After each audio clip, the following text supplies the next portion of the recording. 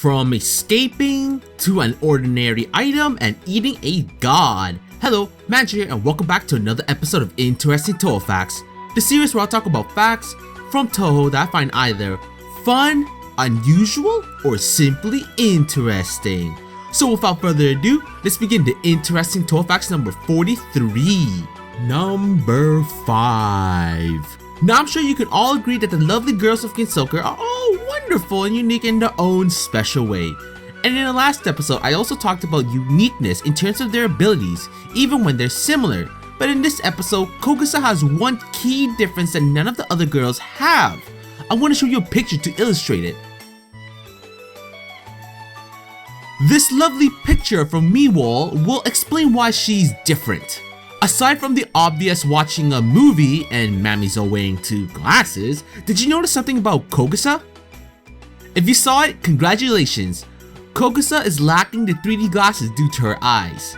Kogusa is a heterochromia, meaning she has 2 different eye colors. The picture also shows you something else. Kogusa would never need 3D glasses to watch movies, and that's good for her because I really hate those glasses. Number 4. Usually in many games, the first boss is not hard and easily defeated. Touhou is no exception. There are 2 characters who have avoided this though. In UFO, but mostly from the Dalek from Reimu's first route and Marissa's second route, Nazrin escaped rather than be defeated by them. At least Nazrin was smart about it and chose to fight another day, as shown in stage 5. The other boss is Yuriko. While she doesn't run away like a little mouse yokai did, she's the only stage 1 boss in the game to remain there afterwards, looking unharmed at all. And while on the subject of first stage bosses, I should give a particular mention to our newest stage 1 boss, Seiran. While she was defeated, there was something interesting about it, and that was she was the first stage 1 boss to have a proper damage portrait. No other girls has this. Like I mentioned, Nazrin escaped while Yujiko was unharmed.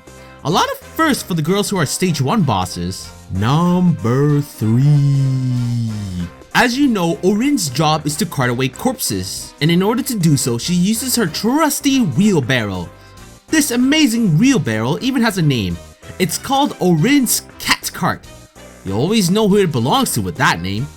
Unfortunately, it doesn't have any special properties. There is something important about it though.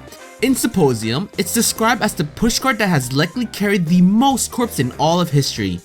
Well, hot bloody damn. That's a pretty big statement there, but not something I'm really gonna argue. Hell, no pun intended, it could be your corpse in the future Orin might be carrying. Unless you followed my advice in the previous episode anyway. Number 2. I want to talk about Koishi's boss theme for a bit. Her theme, Hartmann's Yokai Girl, could be referring to the German philosopher Erhard von Hartmann, whose most famous work is entitled The Philosophy of the Unconscious. It could also be referring to Heinz Hartmann, a psychiatrist and psychoanalyst and one of the founders of ego psychology. Many of Koishi's spell cards seem to make references to ego psychology. The track itself is also arranged so that it has symmetrical parts, making it sound remarkably similar to itself even when played reverse, possibly as a reference to the practice of backmasking. Let's test this out, shall we?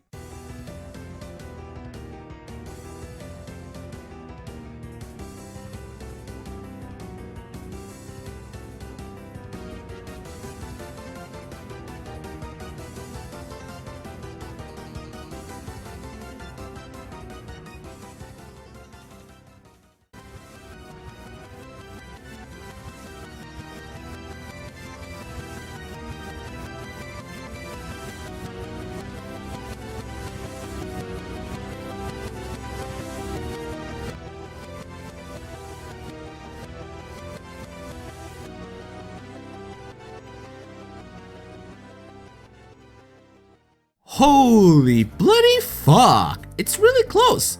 That's awesome, yet creepy as well.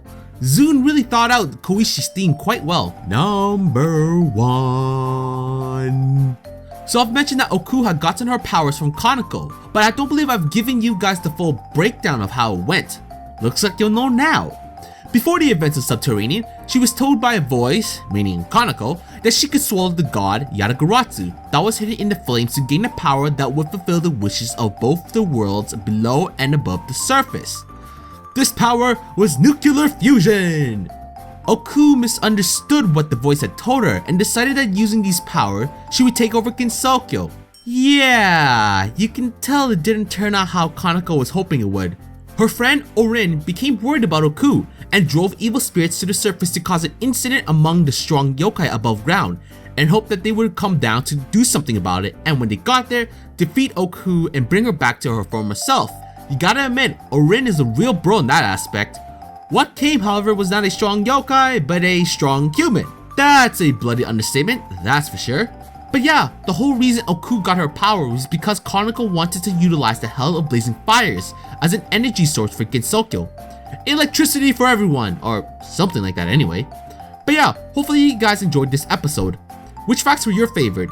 Do you think it's cool that Kokasa doesn't need those glasses to watch 3D movies?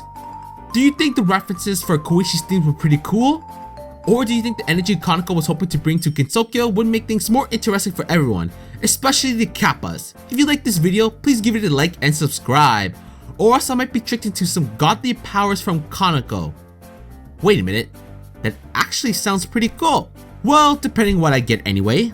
Either way, this is Magi, and thanks again for watching.